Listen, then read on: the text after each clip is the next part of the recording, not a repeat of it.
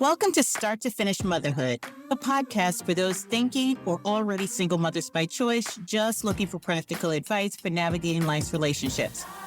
When you decide to have children on your own, it doesn't mean that you're completely alone. I'm Aisha Jenkins, and I'm partnering with you every step of your journey. Hi, everybody. So I'm here today with a panel to discuss something that I recently have gone through. So nothing prepares us for parenthood. It's like love at first sight, followed by a lifelong commitment to go ham, which is hard as a mother for these tiny people that we're entrusted with that we hardly know, right? We are getting to know them as we are also trying to navigate some fairly new systems that we haven't navigated as parents. So today's episode is focused on the Individual Education Plan, AKA the IEP process. So having gone through the IEP process as a single mother by choice, I have to admit that I was not ready. And I'm a person who prides herself on being ready for most things. And this just kind of took me by surprise because it's nothing that I've ever gone through. It's nothing that I've sat down and spoken with my friends about. And so it was a totally new experience for me. Thinking back through my experience, I wanted to put together a podcast episode that would address information that I wish I had had prior to initiating the IEP process. And when I posted the question in the Melanated Single Mothers by Choice group, it really got a lot of conversation going. A lot of parents are either going through or about to go through or suspect that they might have to go through the IEP process. And so I wanted to pull together this panel. I have two guests here today, and I will go ahead and let them introduce themselves. Hello. So I'm Sudani. I am a certified school psychologist bilingual in New York State. I also am certified in New Jersey. I am an adjunct professor. I teach students who are at the master's and doctoral level in school psychology programs. And I'm a single mother by choice. At this time, I have a 13-month-old daughter. Well, thank you. My name is Sunday Taylor. I am a developmental and educational psychologist with a lot of experiences working with families and young children in terms of development and disabilities, and then a lot of experience helping families navigate the special education services systems and also navigating their child's school setting, particularly where you might have a child not from the dominant culture and is in a setting where they are a minority or not adequately represented. And oftentimes I work with families when they're trying to work out issues or concerns or come to some mutual understanding. I am also a single mother by choice. I had been on this journey for about 8 years before I was successful, and I had my child almost 5 years ago. So very excited. All right. Well, welcome. Welcome. Okay. So let's go back to point zero. When I posted this question in the group, we had some moms that were saying, okay, my child is 3 and I'm going through the process.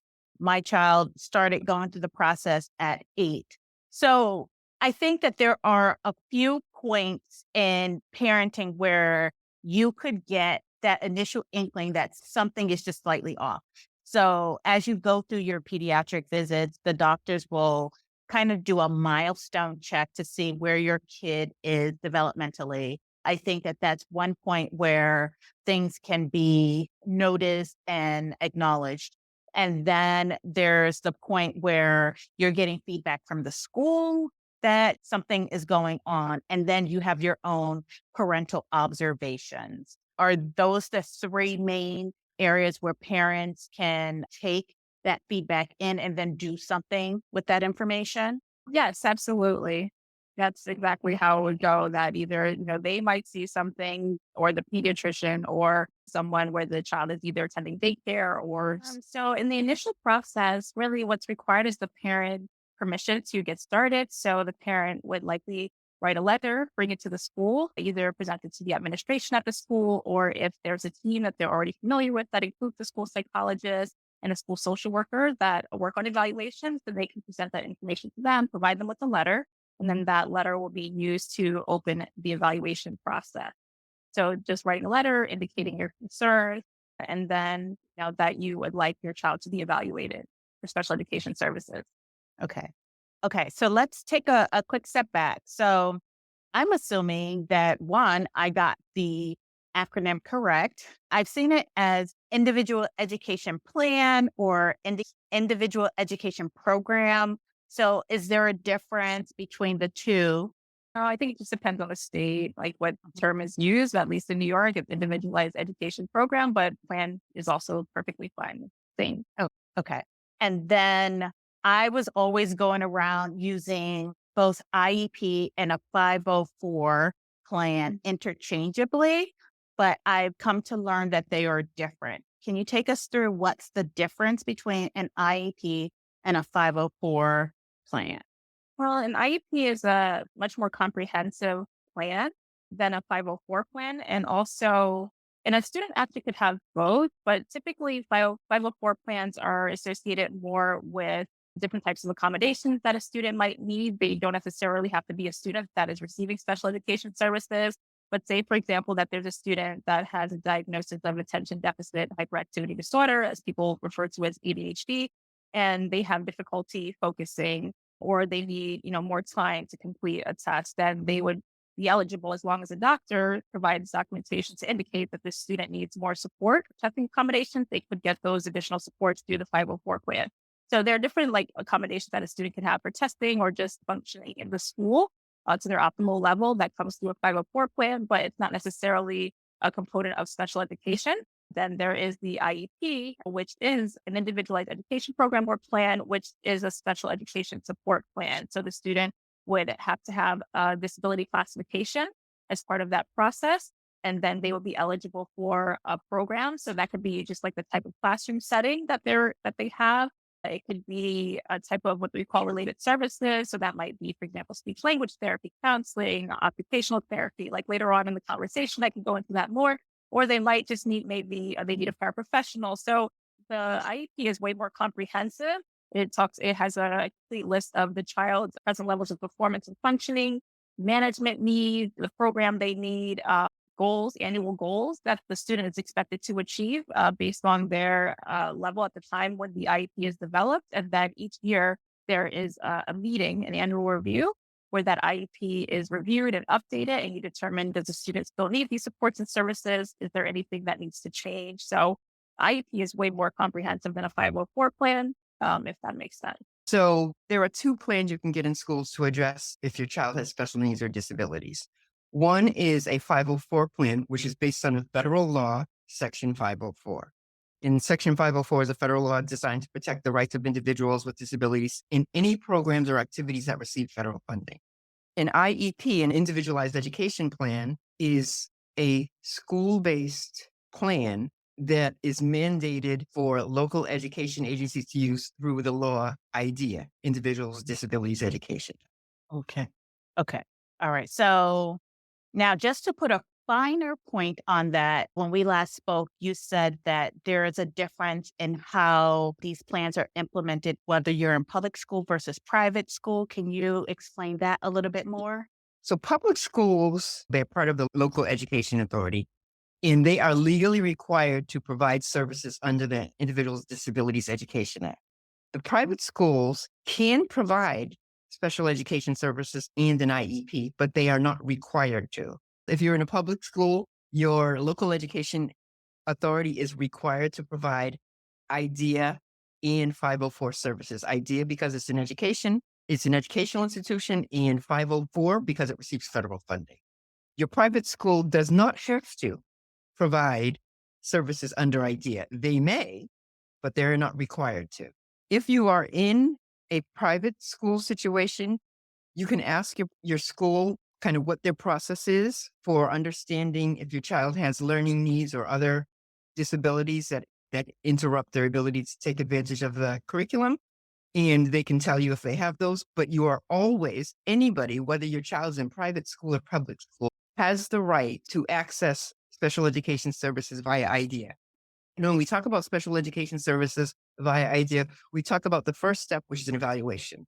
The local education authority has to provide an evaluation for every child, even if your child doesn't attend the local education authority school.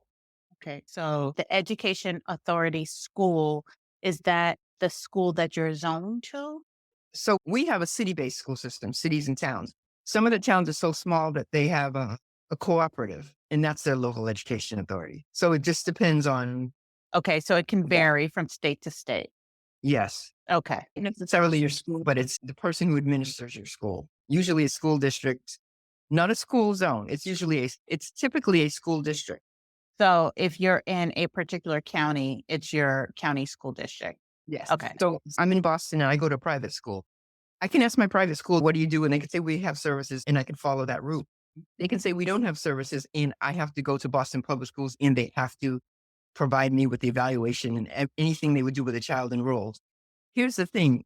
If the private school offers services, you can still access, even if your private school says, we're going to do an evaluation, they can access funding to do it. If they do it on their own, you can get the public schools to do it as well. There are ways in which the funding can be transferred, but the best result is if your private school doesn't do it as a matter of course, to go to the local education authority, because once your child's needs are assessed and once you begin engaging with the local education authority, then your rights are triggered.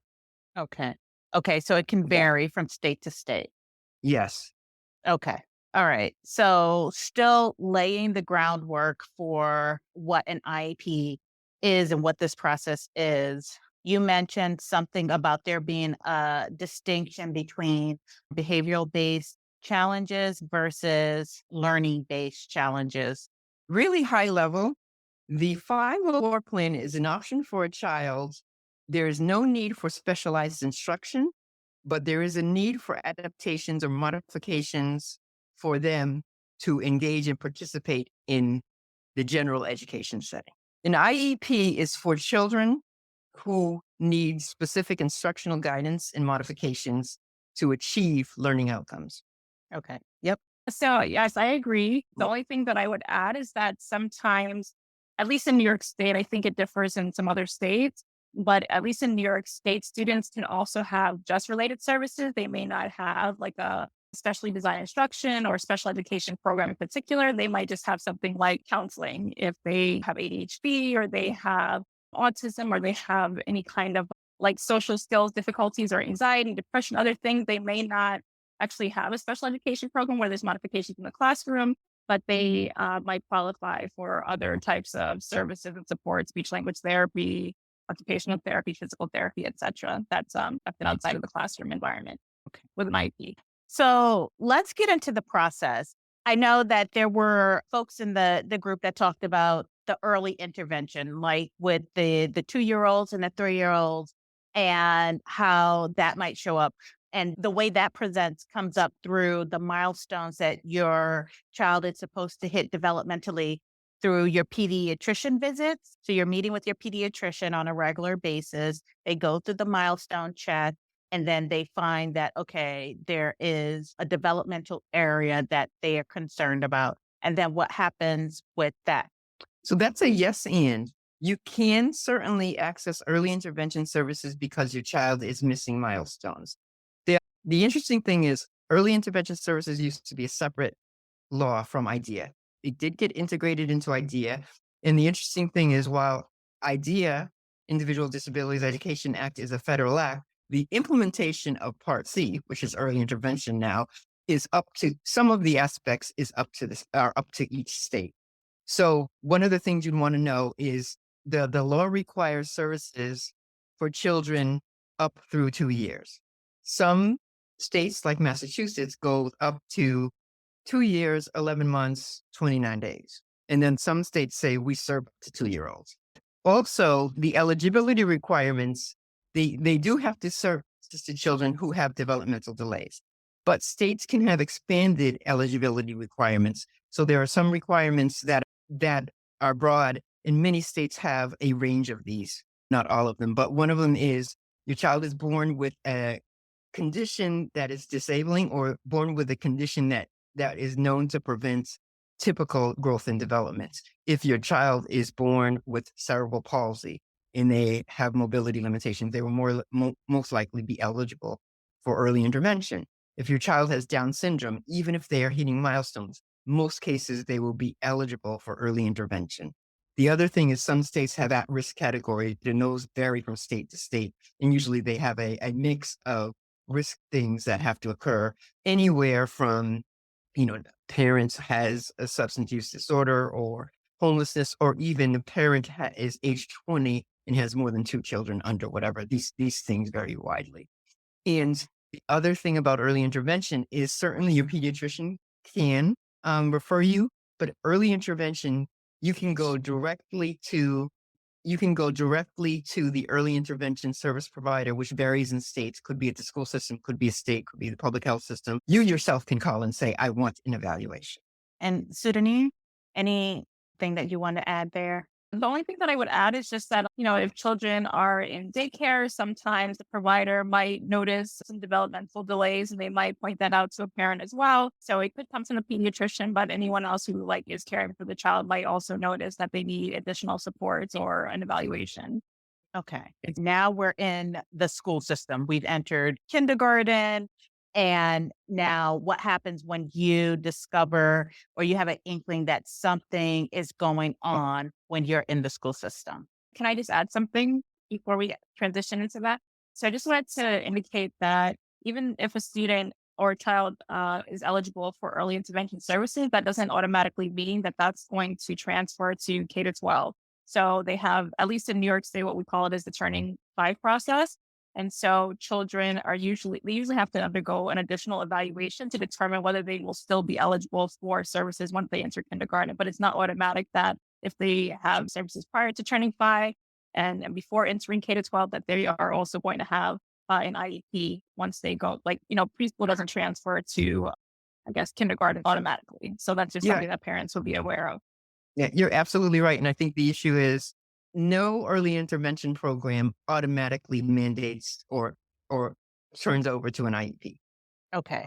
Having gone through and past the pandemic, I started noticing some delays. Now, what ended up happening was that after going through the school system, I started getting feedback about behavior. And the more I got feedback about behavior, I was also expecting to get feedback about challenges with some aspect of her education. And if the two had come to me together, I would have been like, yeah, sure, I see this. And okay, you're saying the behavior as well. But because I did not get that paired feedback about behavior along with the education challenges that I was seeing, it raised flags for me. And so it led me to thinking, okay, there might be some bias built in, but we'll come back to bias. So at the point that I finally pushed through the noise and got the school to have the conversation about education challenges, that's when we started firing on all cylinders. I think part of it was to just shut me up. They gave me the form and they were like, we believe that it's behavior based. So take this form and have your pediatrician do this evaluation. I thought it was learning based. And so it's like, yeah, I'm going to take that form and I'm going to go to my pediatrician. So let's go from there. I've engaged the school. I have this concern and I now have this form to take to my pediatrician. So now where does the process pick up? For me, the process starts with the school. Just like signing a paper, if you were going to ask somebody to fill out something or to comment or give any feedback or response on your child, know what it is that they are asking for. So they gave you the form and they know you were concerned about something going on in the classroom. And maybe you guys hadn't come to this shared vision that, oh, we're talking about some learning challenges, intentional or not intentional. You weren't looking at behavioral issues. You were looking at how my child's accessing the curriculum. Why would the school be asking your daughter's pediatrician to comment on her learning? Right. So they were saying they believe that it's behavioral. And I said, no, that's not what I'm seeing. I'm seeing more learning challenges. But on the off chance that they were right Okay. and I was wrong, I took the form to the pediatrician and it came back inconclusive. So now it cleared the noise for me to say, here's what I'm seeing at home. And so now that got us to the point where let's go through the evaluation process. Okay. So at that point, once a parent has decided that they're concerned about their child's ability to benefit from the school environment, whether they think it's the curriculum, whether they think it's illness, or some kids have severe asthma and they're out a lot, whether they think the child is inattentive or active, or they have a condition that they get very tired. At that point, you don't need to determine whether you want your child to have a 504 or an IEP. You need to determine that the school needs to provide you with an evaluation. They need to provide you with a comprehensive look at how your child is performing. And then, in the context of that, think about what's going on. I agree. The thing is if you're concerned about learning challenges, you don't necessarily have to take a form that's given to you by the school and take it to a doctor. Like at any point, you have the right to an evaluation. So you could even skip over that part if you tell them I'm really concerned about my child's academic performance and I think that they will benefit from an evaluation. All you have to do is write a letter, present it to the school, and they have to follow through on it. As a parent, you have the right to do that, regardless of what their opinion is. Even if there might be a behavioral thing and you have that in your mind and you're like, oh, it could be something, but that doesn't stop you from enabling your access to an evaluation. And the reason I say that that shouldn't stop you, because getting an evaluation isn't going to hurt anybody, but delaying it will delay your services. And people Okay. might say, well, it's only going to be a week delay. But because of the way these systems work, a week delaying getting the request in could put you behind 40 other kids. Right. And that's Right. not a week delay in getting the service. Okay. So step zero, we've made the request. As the parent, I've made the request, and it should come from the parent that I make the request to do an evaluation. Yep. You make the request. You can write a letter that can be nice and formal. I've even printed up a form that says the name of the child, what the parent's concern is, what things they want. Here's my child's name. I am the parent. I would like an evaluation. You don't even have to say what your concerns are. You can say, I would like an evaluation of my child in these areas. And you can say a comprehensive evaluation in a lot of cases, and many schools will do it. But yeah, Okay. And then Sudani, what now comes next? We've got in the request. Let's start going through the meetings that are involved in the evaluation.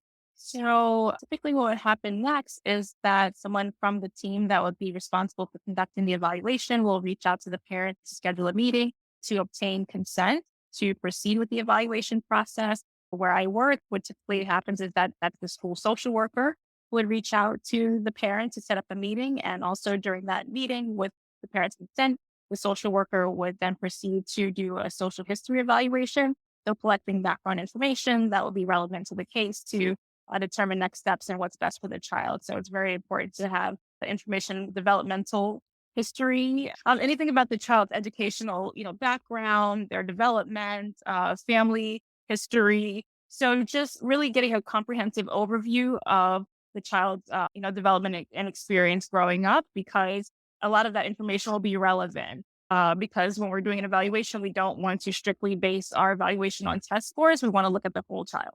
just want to add there are some safeguards and timelines that are in place for the parent and child. And this is where knowing your state or local law is important. So, IDEA says that they have to evaluate your child within 60 days of receiving the request for evaluation. Some states have lowered that to 45 or 30. Not most, but many have.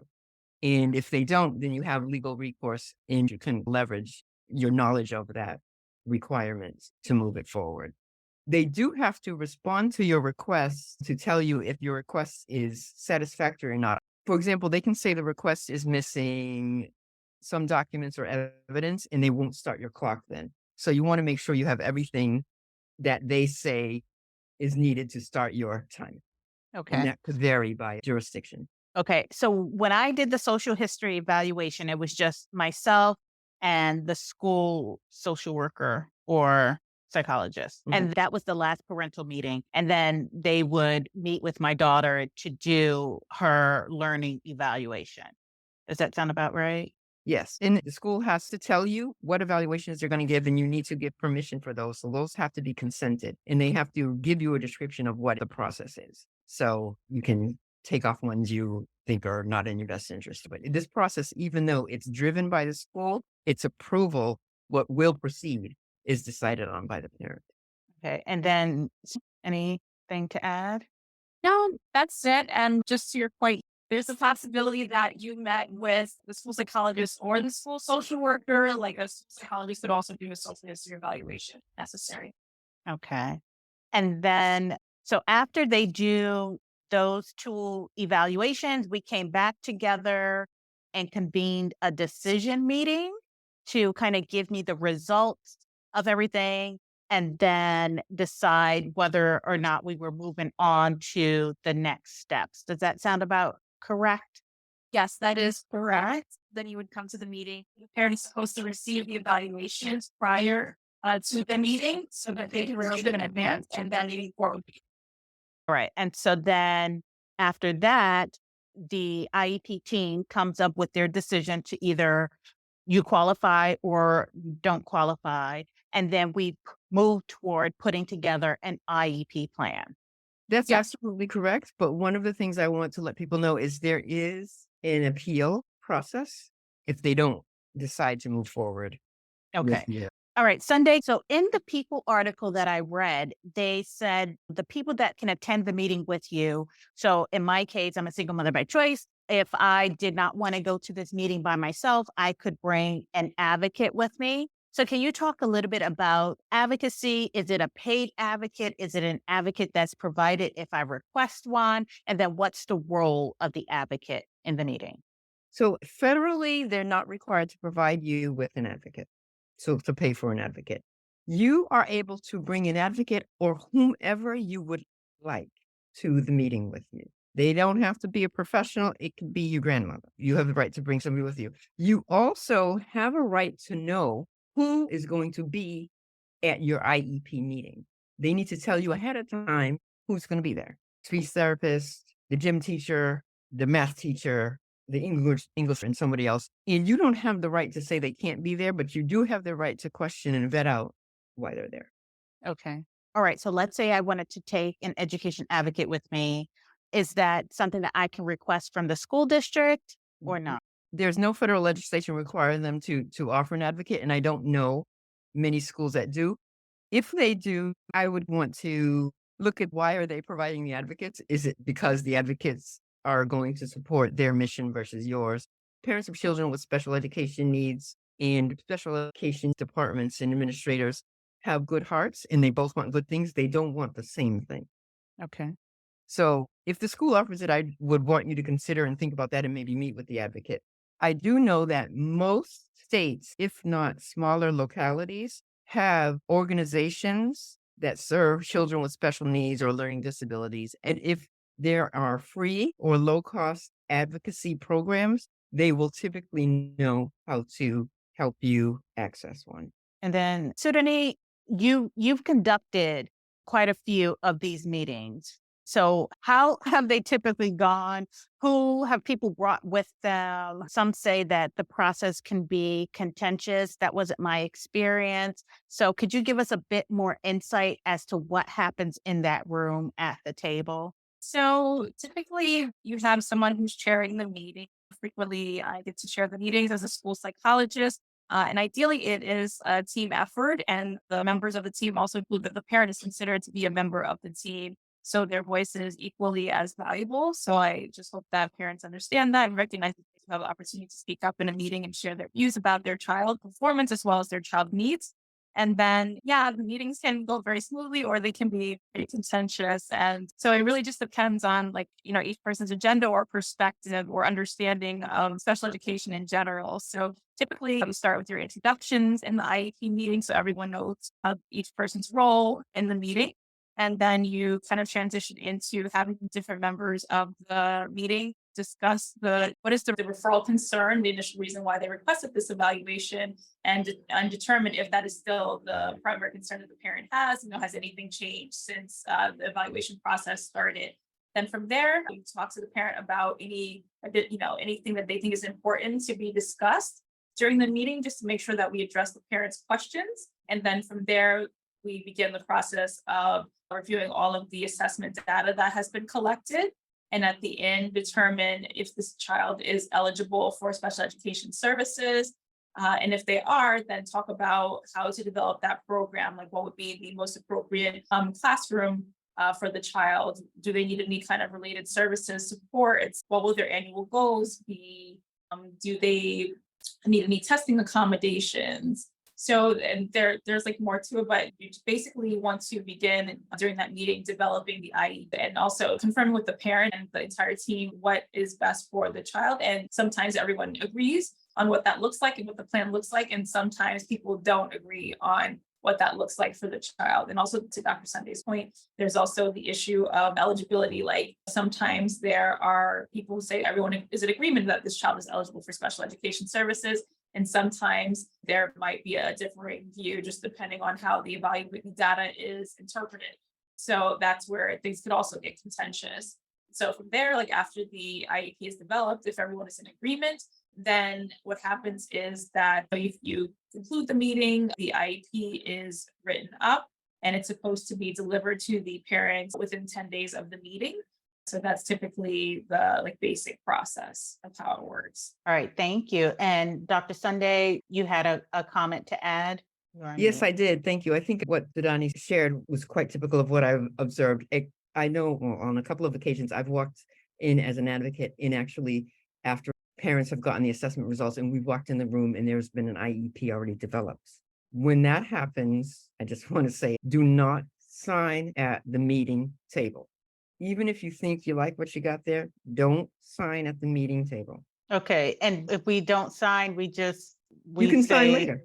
Oh, you can okay, say, so I'm gonna take it home and look it over. yeah. And yeah. then, okay. Oh, so that's something that I should have mentioned. It's just been different since we're working remotely oftentimes now. So I type it in like who participated in the meeting, but also if the meeting is in person, everyone has to sign indicating that they were present for that meeting and they participated in the meeting. So if, to Dr. Sunday's point, if a parent is walking into this meeting and an IEP has already been developed for their child, then how is that equal participation in this meeting? So it would be odd for the parent to sign off saying that they participated in this meeting, because by signing off, they're basically indicating that they were contributing to this process. They were present for the entire time. You ideally want everyone there for the entire time, discussing the IEP and coming up together to develop this IEP. For reevaluation versus an initial, there's a difference, right? Before these special education services can even begin, once the parent receives that IEP, they also receive a consent form. They have to provide consent to even have the special education services begin. So if the parent is not in agreement with what's on the IEP or the services that are going to be provided, then they don't have to sign consent for that. And they could potentially request an additional meeting or review if they feel like they're not satisfied with what they've received. Okay, so since we started veering into that area, what are some red flags we should be on the lookout for as a parent? The first one is if you walk in the meeting, at the end of the meeting, they have an IEP finished or nearly finished. Okay. Yeah, and then I also have a few, even just beginning like before your child begins to be evaluated. Ideally, the school is looking at evidence-based interventions and providing the child or your child with an evidence-based intervention and monitoring your child's progress with that intervention prior to referring them for an evaluation, because sometimes people think that the evaluation is an automatic fix, and that might not even be necessary for your child. Like there could have been something else simpler, like simpler fix in the classroom that would have benefited your child if that was tried first.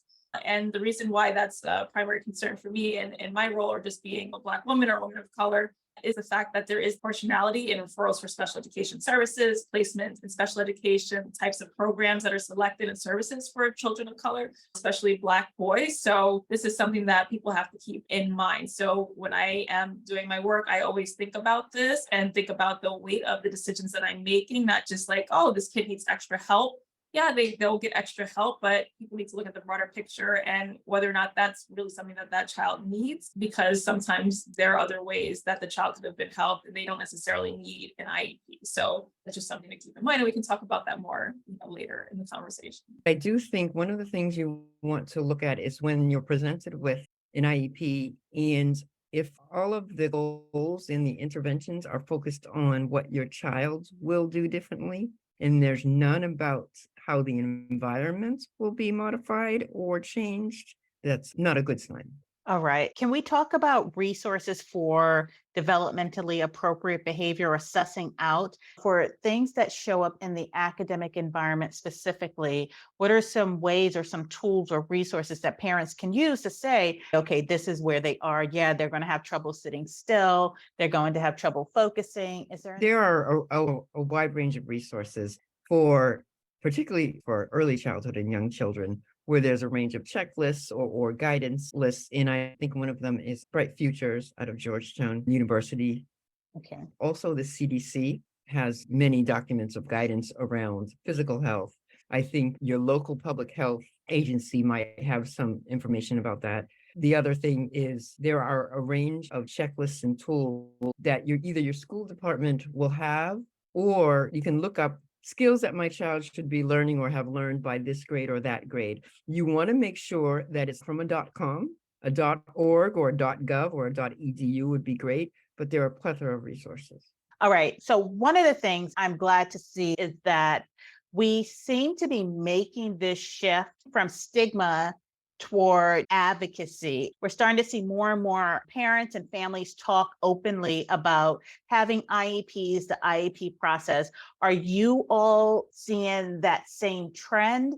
And what are you thinking is contributing to the trend? I think it depends on the school environment, like the school culture would make a huge difference. Also, I think since the pandemic, there is more of an emphasis on social emotional learning for all students, not just students that have special needs. And so I think that that also is beneficial in just having people be more aware and more accepting of people who are different from themselves. I guess, I mean, I still see the stigma. I work in a community that's predominantly Black and Brown in terms of the schools that I support and serve. And so I don't know if it's just for that reason where there's like traditionally just been like a stigma in like the public school systems and the environments that I've come from in terms of like students being made fun of for having special needs. But I think really it depends on like or the way that people are expressing themselves or the way that people talk about things in that particular environment. Because if I'm thinking about a different type of environment, like the graduate school programs in which I teach,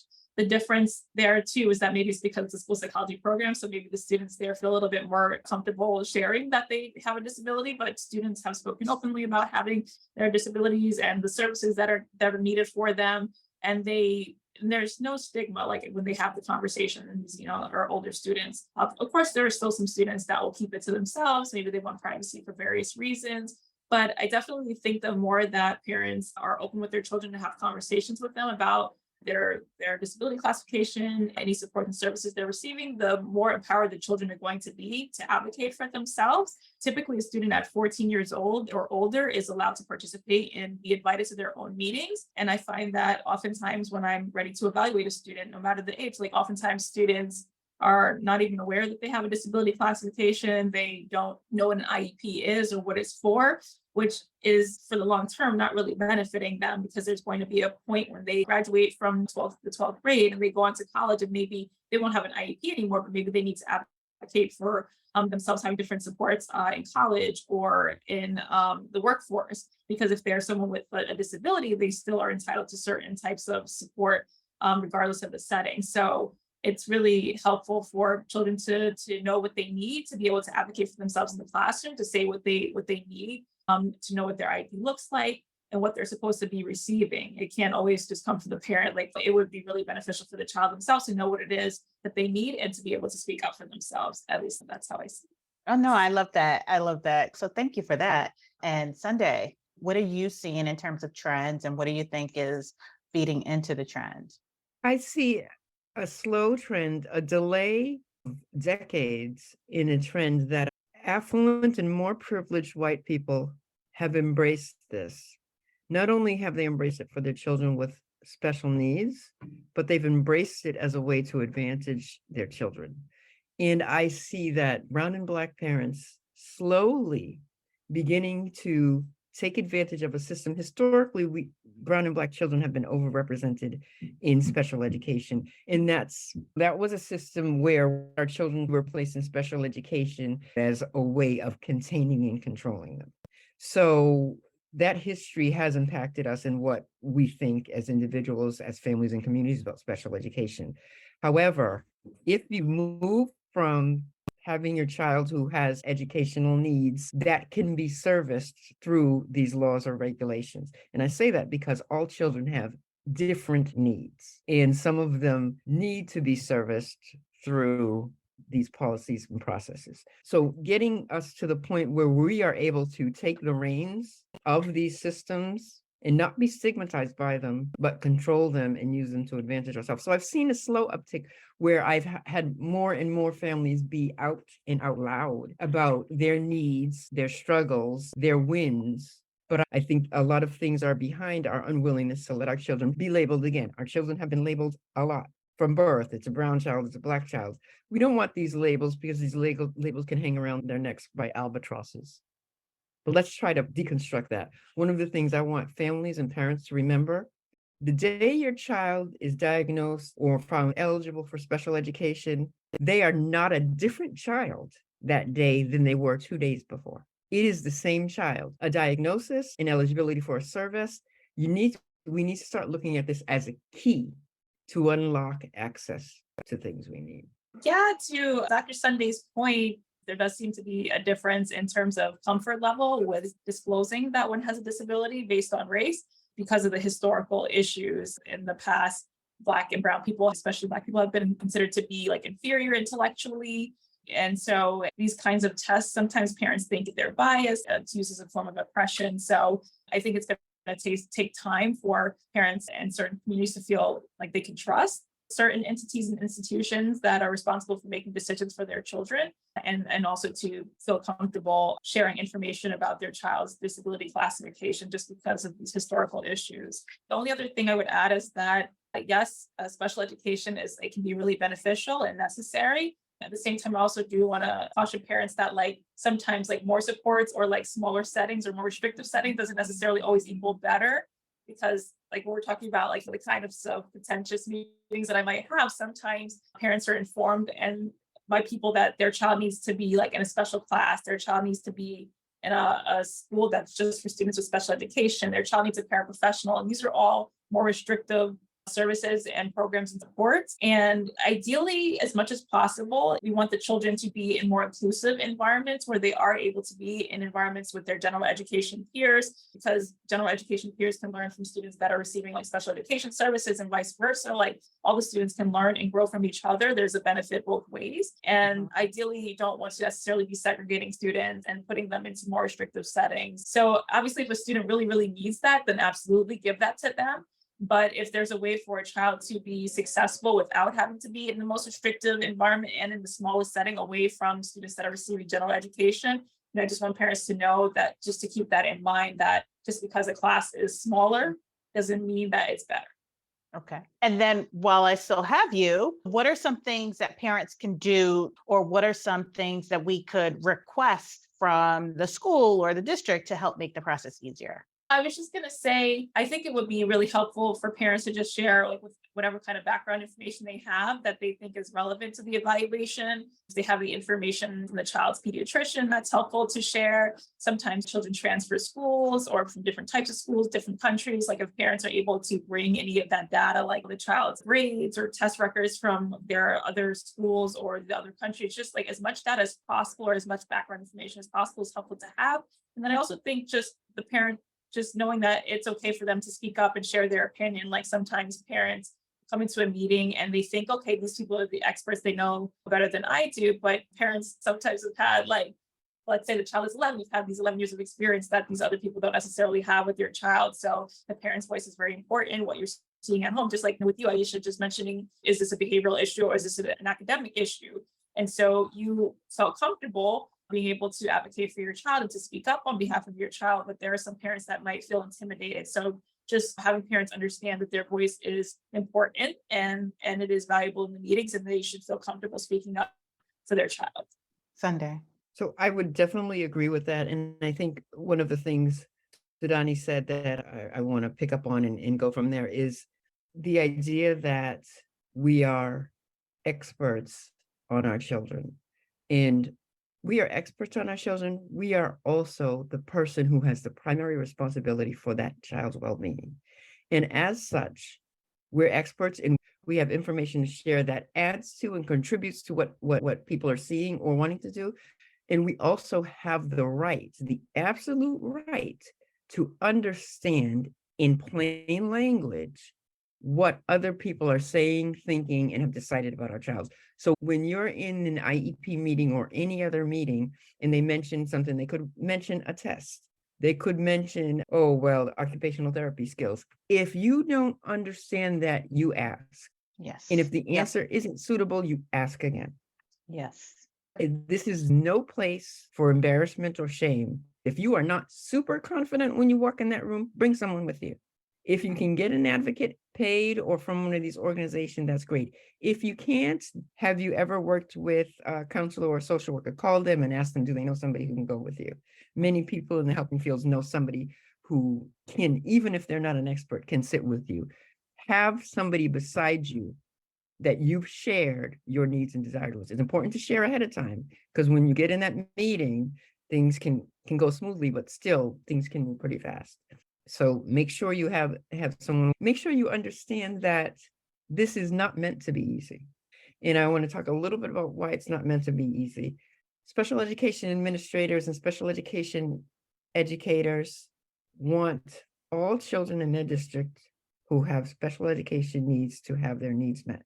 You, as a parent of a child with a specific education need, want your child to have every single need of theirs met. They need to provide for the needs of the whole population that they're responsible for. And their goal and their role is to try to have that happen. Your goal and your role is to get as much service and support that can benefit your child that you can. They are not the same goal. Doesn't make them bad, doesn't make you bad, but you have a little bit of overlap in the goal, but your end goal isn't the same thing. And therefore it's a fight. It's not a fight against people, but it's a fight against the way it's set up. So it's not easy. You're going to want to have someone to talk to your family, friends. Sometimes if you are in a class that's separate or anything like that, or if you know of any other parents, just say, look, can I give you a call at this time? Many states have parent advisory councils for disabilities. Most of them will have a parent warm line or something like that you can call and just talk to somebody who's got a similar experience. So since we've talked about the IEP process and the development of the IEP, just wanted to talk a little bit about like after that's done, like you have the IEP, it's in place. I would just recommend to parents that so once the student has an IEP in place, it's supposed to be updated annually. So I just recommend that parents keep track of all the IEPs that they're receiving each year and compare and contrast, review the IEP prior to each annual meeting, and then just make sure that they're aware of like the annual goals or the types of services that their child is meant to be receiving, and make sure that the goals are being monitored, right? Like make sure what kind of measures are being used to see whether or not my child is achieving these goals.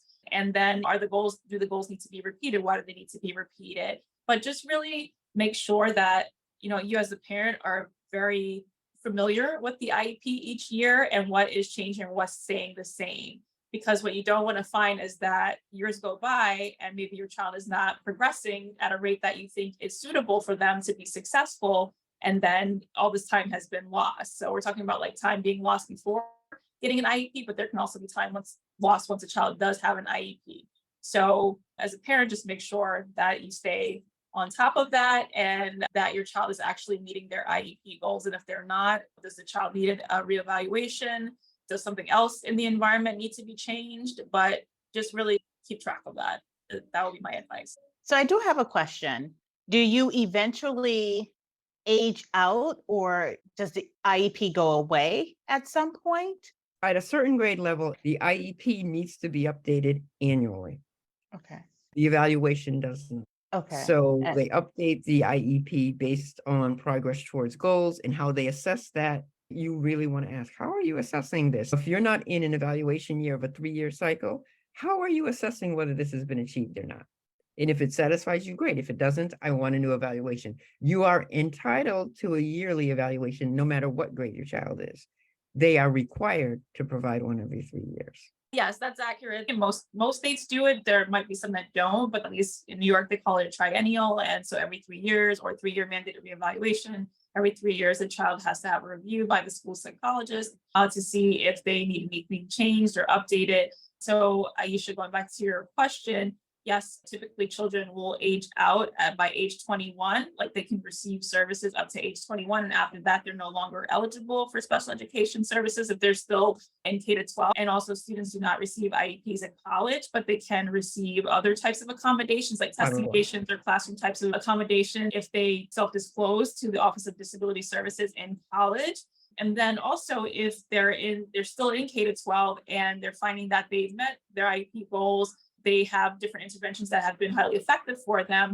If you feel like the child no longer needs special education services, or if someone in the school, like the teacher, indicates they no longer think the child needs special education services, they can be reevaluated to determine whether they need to be disclassified. The parent also, no matter what, has the right, if they feel like they no longer want services, the parent can also revoke services for special education at any point. Even if the school disagrees and the school still thinks, oh, this child still needs to have special education, as a parent, it's really up to you. You can decide, yes, I want to continue with these services. No, I don't at any time, no matter what the school says. For amendments to the IEP. So a parent also, like, even though a child is entitled to have an annual review, the parent can also request meetings in between at any point if they want to make changes to the IEP, make any kinds of amendments to the IEP. The amendment is going to be like significant, for example, to the special education program, then that amendment needs to be done at a meeting in person. There is also an option to make like minor changes to an IEP with a waiver process where the school could write, okay, this is what the current IEP looks like, and this is what we're changing. And the parent can sign off on that and say, okay, I'm okay with that. But again, if there's anything significant, like any kind of service or program is being changed in a significant way, then there needs to be a meeting for everyone to discuss that before that amendment can be made. And the parent has to be involved in that process. Okay. I just want to go back. When part of the law and part of the process of accessing services is the school is required to disclose to you your rights and give you specific lay language education on those. Yeah. That's in the law. That's true. So a parent should get a document that indicates the rights as a parent that potentially has a child with a disability and what they're entitled to. Yes. All right. And so as we wrap up, are there any resources that you would recommend for our listeners, or where can they find you, or both? So I'm going to share a resource. One of my favorite resources is the National Center for Learning Disabilities. They have resources for professionals, parents, and policymakers. Very credible, very, very good organization. I know they have some really, really very basic assessments you can do with your child online just to see where they are with regards to literacy in autism and things like that. So they're very good, credible, research-backed resource. I often love to talk about these topics. So I do have a Facebook page called 21st Century Childhood, where I share mostly research and evidence-based information about child development. All right. Well, thank you. Yeah. And then I like this. I like understood.org for parents. And I mean, I even like to look at it sometimes. It definitely has the lay language that's appropriate for parents and what they should be looking for, just in terms of like, their child's behavior or IEP development in terms of strength-based IEPs or different types of interventions or things that a parent can do at home with their child. So that's a resource that I think is really helpful. I can be found on LinkedIn. I'm Sudane Del Valle, and that's where you can find me. All right. Well, thank you. Thank you both. So now, being on the other side, I can say a few things. Entering the room for that first IEP meeting can be intimidating. And I think I actually said that when I walked in. I was like, boy, it feels like I'm going back to school and I'm entering a classroom for the first time, because you go into that room and there are about 6 or 7 other adults in there who you're partnering with. Feel free to pause the conversation. Do not leave that room with any questions left unasked. And feel free to email whoever the person is that's coordinating the meetings with any follow-up questions that you have. But it is your job to be the best advocate for your kid. And so ask the questions that need to be asked so that you are fully informed. I stated what my expectations were for my child and One key expectation that I had for my child during the IEP meeting was that whatever we come up with as a plan, that we act quickly, because I did not want my child to struggle and lose her joy of learning. That is hugely important to me, that she continues to enjoy the learning and education process. Private evaluations are expensive. I'm here in the DMV area, and I was quoted for a private evaluation somewhere in the ballpark of $5,000 to $6,000 out of pocket, because insurance was not going to cover.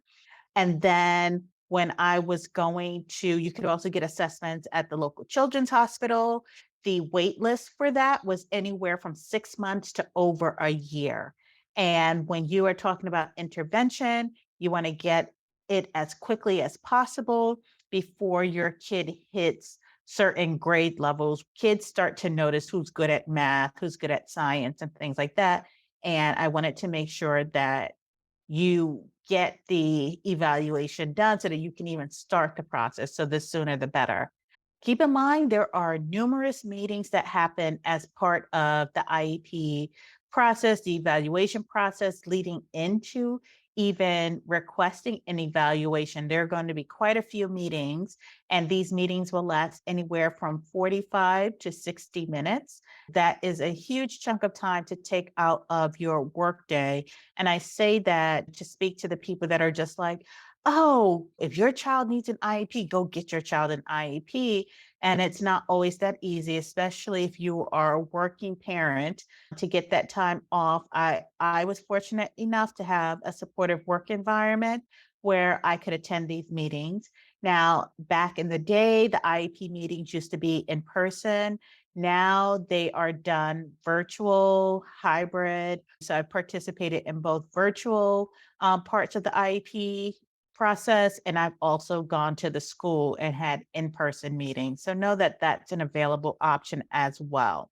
Another tip that I had is to keep all of the report cards and any assessment that your school or your school district does on your kid, because that's also added information to help you pinpoint any academic or learning challenges that might exist. So for me, I was able to say, this is an issue, that's not an issue. And here are the 3 years worth of testing and evaluations and diagnostics that y'all done that leads me to say X, Y, Z. And there you have it. Make sure that you're following the YouTube channel and that you're also following me on Instagram.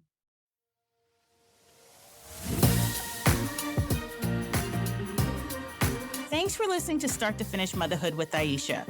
If you want to keep the conversation going, follow Start to Finish Motherhood on Instagram, or email me at aisha@starttofinishmotherhood.com. If you love this episode, please share it with anyone who's thinking of becoming a single mother by choice, anyone who's already parenting as a single mother by choice and just looking for advice on navigating it all, or a friend or family member who's looking to support someone else's single mother by choice journey. Until next time, bye now.